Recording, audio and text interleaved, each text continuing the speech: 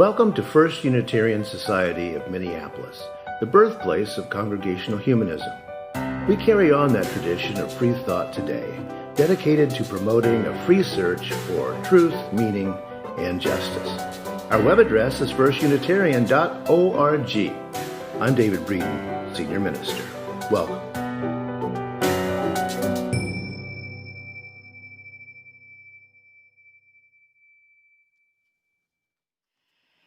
Good morning and welcome to our online Sunday Assembly of FUS Unitarian Society of Minneapolis for September 13th, 2020. I'm the Reverend Kelli Clement. I'm one of the assistant ministers here at FUS. I'm joined online today by the Reverend Dr. David Breeden, Senior Minister, the Reverend Jim Foti, Assistant Minister, Barb Brooks, Music Director, several talented musicians, and an amazing tech team who is making today possible for all of us and all of you. To members, friends, guests, newcomers, we're so glad you're here this morning. FUS Unitarian Society of Minneapolis is a member of the Unitarian Universalist Association of Congregations. We are an intentionally and radically inclusive congregational humanist community dedicated to promoting a brave, free, and responsible search for purpose, meaning, and justice. Our theme for the month of September is renewal. In today's assembly, with our virtual water celebration, each of the ministers will share a short reflection with your photos of water running throughout. Here are a few important announcements to share. Our Active Voices group is helping us make sense of some confusing news. Read our Google Doc to learn more about efforts by the current administration to defer payroll taxes and how this affects Social Security, and then how you can take action. Rev Jim's writing workshop, Write About It, meets on Tuesdays this month from 7 to 8:30 p.m. Novice and experienced writers will find kindred spirits there. Links for both of these items will be in the chat. We are now 6 months into online meetings for Sunday Assembly and other society gatherings. So I think we should all give ourselves a pat on the back for making it here today, whether this is your first or your 27th time to join us online on Sunday. The way to learn about all the things that are happening in this active congregation is to carefully read our primary communication vehicles, our Friday email each week and our monthly newsletter. If you're not on the email list, you can sign up for it via our website, fusunitarian.org. The sign-up link is right at the bottom of the homepage. Another way to connect online is to join our Facebook group, Members and Friends of FUS Unitarian Society.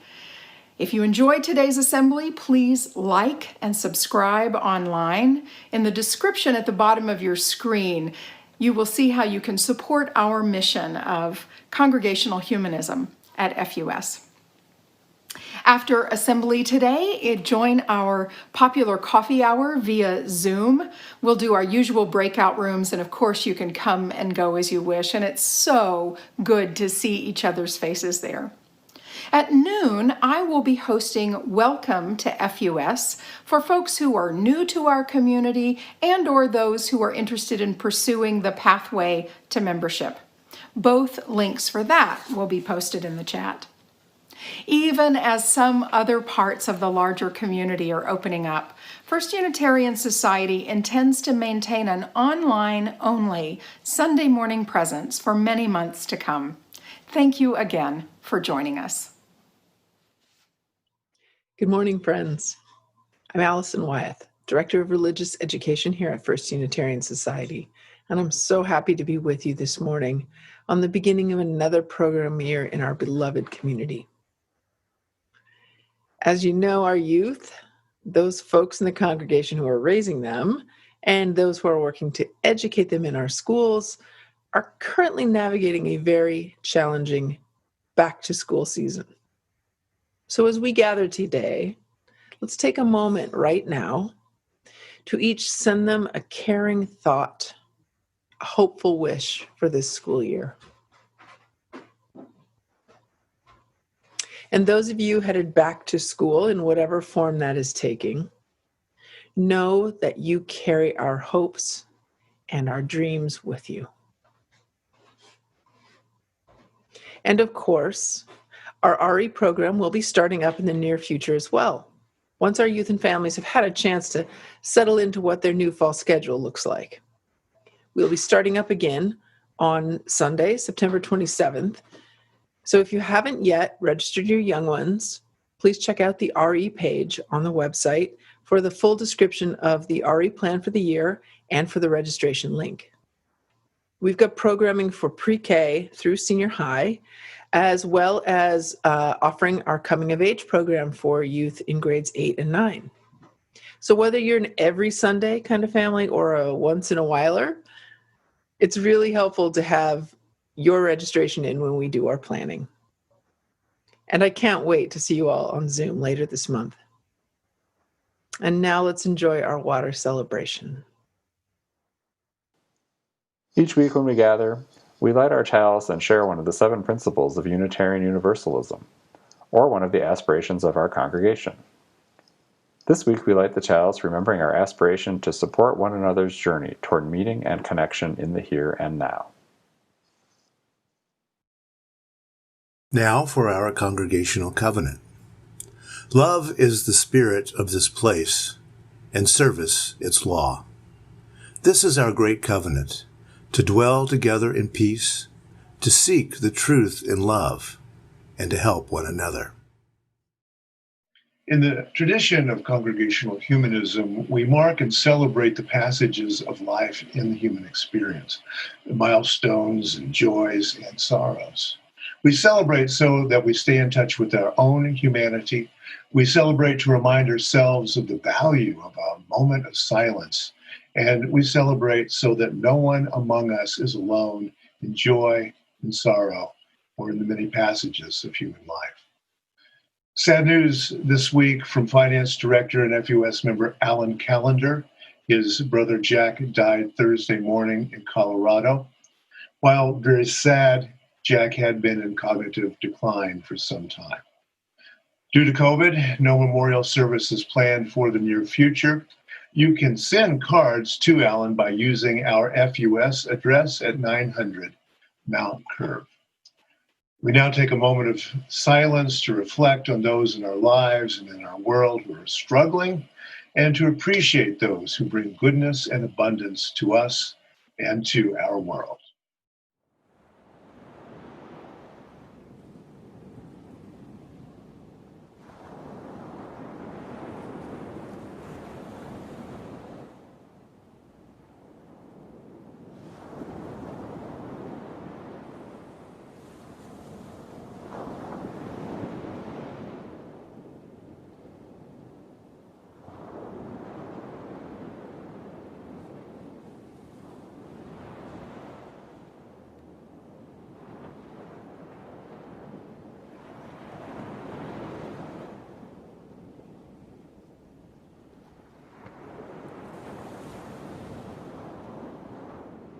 As we come out of the silence, join in the musical response.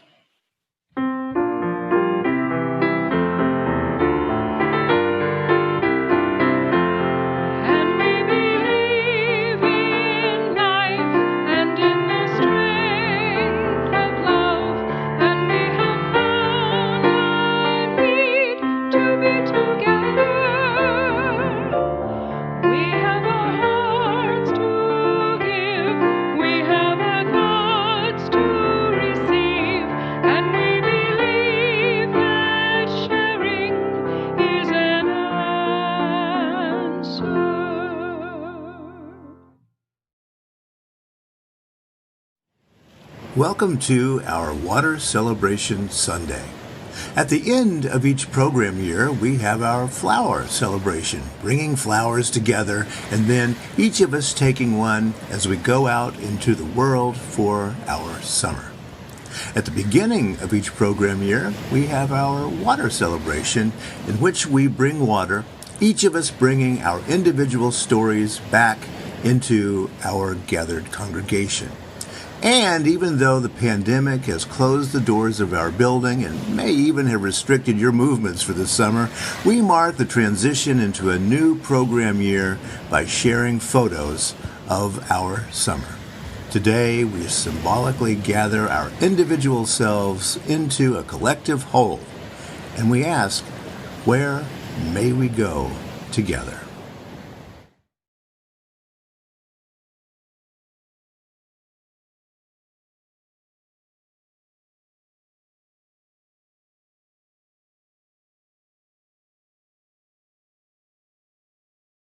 First Unitarian Society of Minneapolis is the birthplace of Congregational Humanism.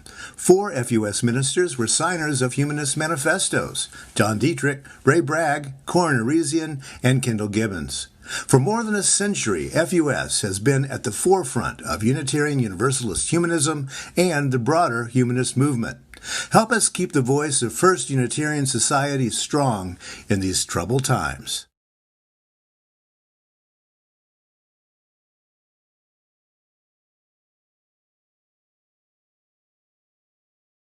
Welcome everyone to our online version of our annual water celebration.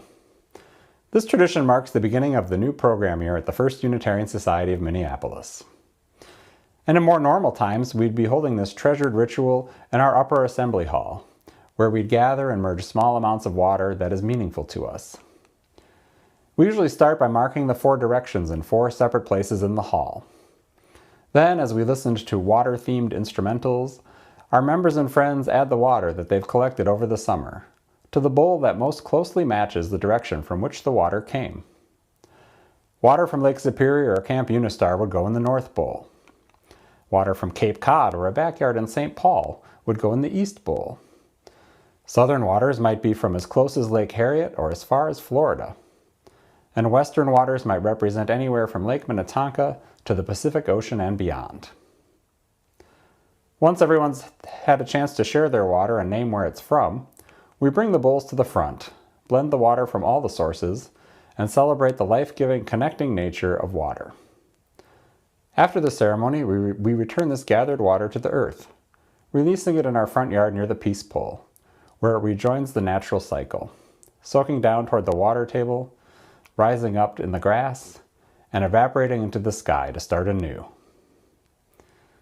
This year, our water celebration overlaps with our monthly assembly theme of renewal. As I mentioned in our September newsletter, fall is typically a time of return and new starts for congregations and schools. But the idea of renewal seems like a more challenging concept to embrace this year. I was recently in an online conversation about the theme of renewal with clergy from around the country, and I appreciated a thought shared by the Reverend Pam Phillips of Blacksburg, Virginia. She mentioned that many aspects of modern daily life, not just bill payments and subscriptions, long have been on a kind of automatic renewal. The reliability of the start of the academic year, a new season of concerts or sports or theater, regular social or congregational gatherings that keep us grounded. We may have gotten used to these things just happening. And the pandemic has disrupted so many of the ways that we mark time and make connections. This makes it a good time to talk about water, because water, left alone, is remarkably self-renewing. All these lakes we have around here were filled thousands of years ago by meltwater from the last ice age. But most would be shallow puddles today or gone altogether, without the automatically renewing forces of rain and snow. And it's not just lakes. Water is renewed almost everywhere. Burbling springs are recharged by rainwater percolating down to aquifers. Glaciers that calve into icebergs at the bottom are replenished by snow at the top. There is an elegance in these natural processes, cycles that predate humanity by billions of years. But as powerful and long-lasting as these cycles have been, we are all aware that a single late-arriving species of mammal has disrupted these systems of renewal. Rains that used to come around reliably no longer do so. The glaciers are too warm at the top and retreating at the bottom. and it is shockingly easy for a lake or aquifer to shrink or disappear. And of course, right now, across large parts of the American West, catastrophic fire is rushing in to areas where water has been scarce. Cycles of renewal matter greatly to our natural world. And cycles of renewal matter greatly to our individual human worlds. We are busy creatures of habit and connection. If something is worthwhile one year, we're likely to do it again the next time that season comes around. And it's not just annual cycles that we follow. The weekly patterns that humans have developed over centuries, such as work weeks and weekend congregational gatherings, right now look different from the way they used to. And the daily cycle of renewal, of activity and sleep, is critically important to our well-being. And doctors are noticing much pandemic-related insomnia, as routines are disrupted and anxieties have risen. These much smaller cycles are also no longer automatic. I see a great similarity in the climatic disruption of water's cycles of renewal and the pandemic's disruption of personal renewal. That similarity is the failure of human beings. It's frustrating and heartbreaking that so much destruction and so much death could have been avoided. It is hard to bear witness to and live with the consequences of such large-scale denial and disinformation. Many of those with the most power have known what to do about both crises and have largely failed to do it. Knowing this can be deflating and demoralizing. As the writer James Baldwin put it, we made the world we're living in, and we have to make it over. Knowing how daunting a task that is can make it really hard to renew ourselves. But human beings can solve human-created problems. And doing what we can with what we have, where we are, to paraphrase a quote attributed to Teddy Roosevelt, is a good place to start. This framing is particularly apt during the pandemic, given that where we are is pretty much where we're going to be for a while.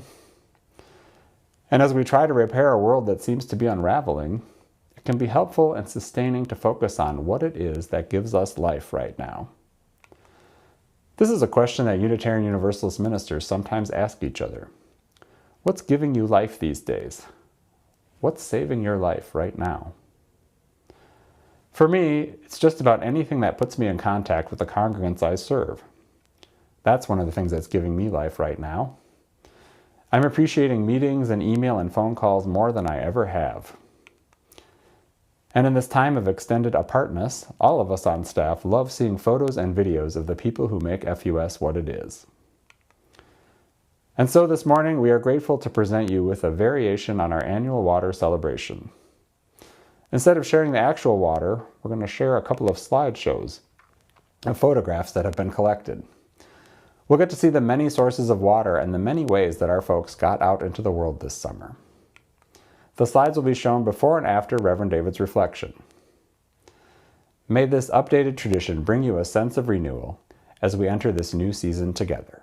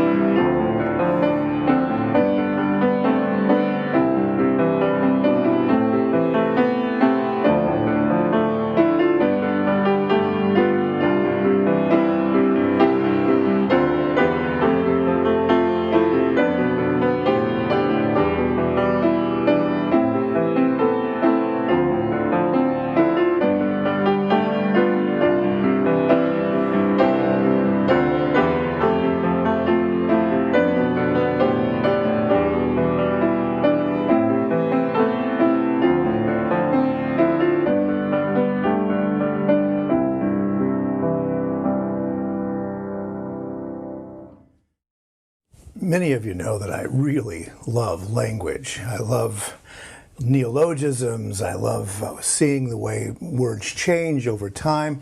And, that's not just an interest, it's also an epistemology. It's how I believe human beings make meaning, is that we come up with concepts as diverse as God, justice, liberty, freedom, humanism.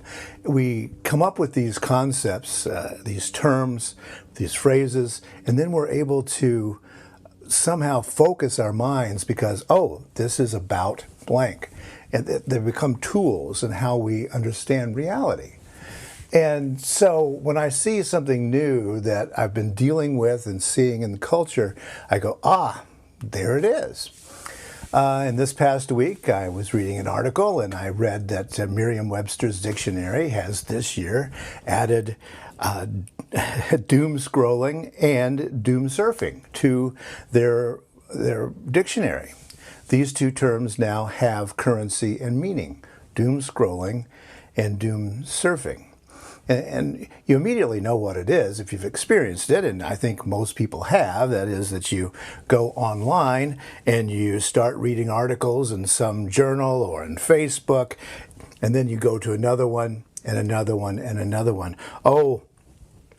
There's violence over there. There's a hurricane forming. There are 3 wildfires over here. An earthquake, and you just go on and on and on. That's a doom surfing. And you look up 45 minutes later and you say, oh my gosh, I had something else to do, but there I was, doom surfing or doom scrolling, down and down and down. Well, it's a thing.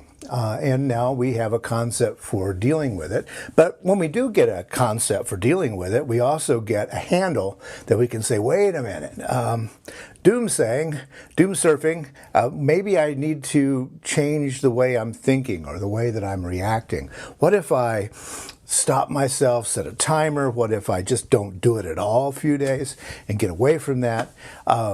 Because maybe I should be spending my time happiness surfing. How about that? Mindfulness surfing, scrolling through philosophy or religion, scrolling through great sayings and different ideas, just to get my mind cleared out of the doom that goes along. And I hope that that's what we do here at First Unitarian Society of Minneapolis, even though we are widely dispersed these days. I hope that we are some kind of an anchor for Sunday morning assemblies for you, for the different programming, things that we do, meetings, book clubs, and on and on and on. We are something that will pull you out of that scrolling down and down and down. And you say, wait a minute, there's another kind of world out there. There are people like me thinking these things through, who care about the way people are treated, who care about the freedom that we are quickly losing in this nation. And I need to talk with those people. I need to email those people. I need to join in some kind of a corporate idea, a congregational idea, to just bring me out of myself and those words that just keep eating away, eating away, eating away. That's the good, I think, that we can do right now. We can't congregate in any traditional way. We can't go through line and pour water in a bowl all together and talk about where we went and what we did over the summer. We can't talk about the next plans, not face to face. And so that causes a lot of grief, I think, for many people, even for us introverts. And that's what FUS is here for. Yes, we're here to try to stimulate your mind, stimulate your social action, but also we want to be that place, that anchor. Sunday morning, 10:30, I have a place to be. 7 o'clock Tuesday evening, I know what I'm going to be doing, and I know I'm going to be talking with people who understand me and who care about the things that I care about. That's what we're trying to do at First Unitarian Society, even in this completely fragmented time. So, Let's hop off those doom surfing boards, get together, and share at First Unitarian Society. Greetings, everyone at FUS. It's Peter Mayer, and I'd like to sing a song for you called Ocean Mary.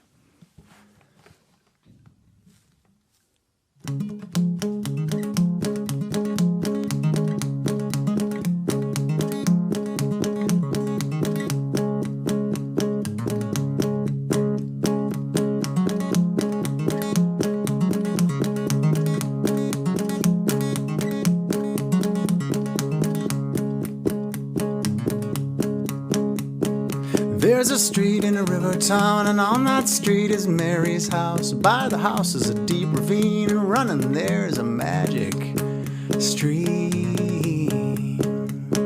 Laughing over the sand and rocks, it runs the length of Mary's block. Another mile to the riverside, and 1,000 more to the ocean wide. Hey.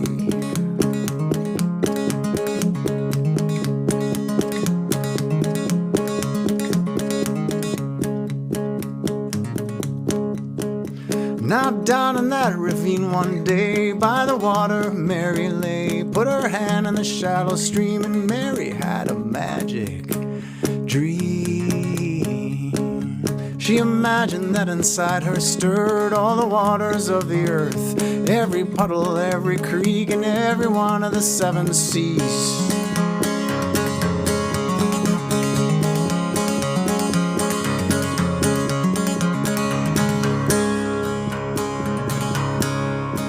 She could feel the fishes roaming in her fingers and her toes, and in her chest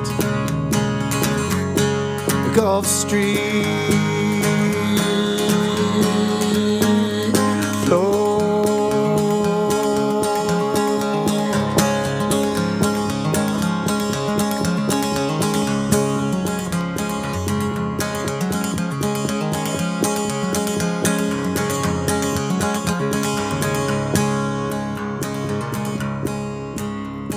Now, ever since her dream that day, people say that Mary's changed, but they sympathize when they suppose must be strange to be the ocean.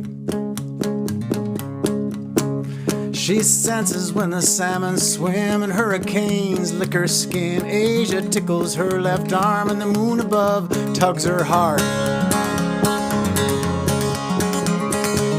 Her front is day, her back is night. She recollects the dawn of life. Tidal waves run up her spine, and lightning tingles when it strikes. She can feel the fishes roaming in her fingers and her toes, and in her chest, the Gulf Stream flows.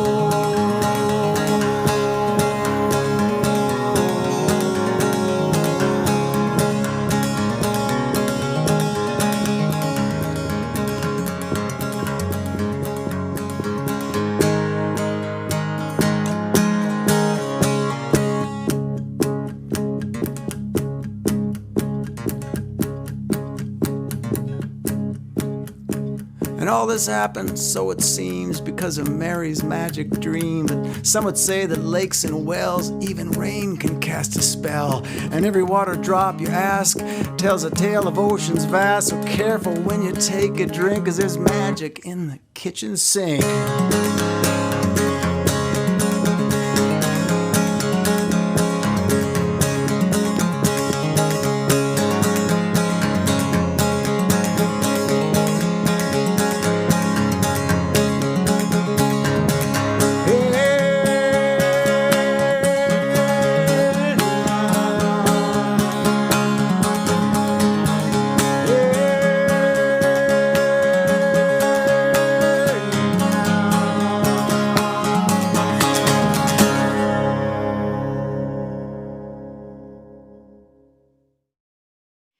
Each year, our In-person water celebration brings last-minute questions and joyful surprises.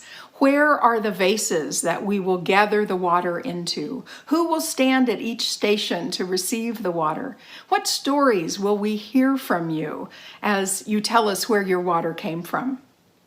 This year, this strange kind of ingathering reminds us how vital it is for us to continue creating community in this way, in any way that we can.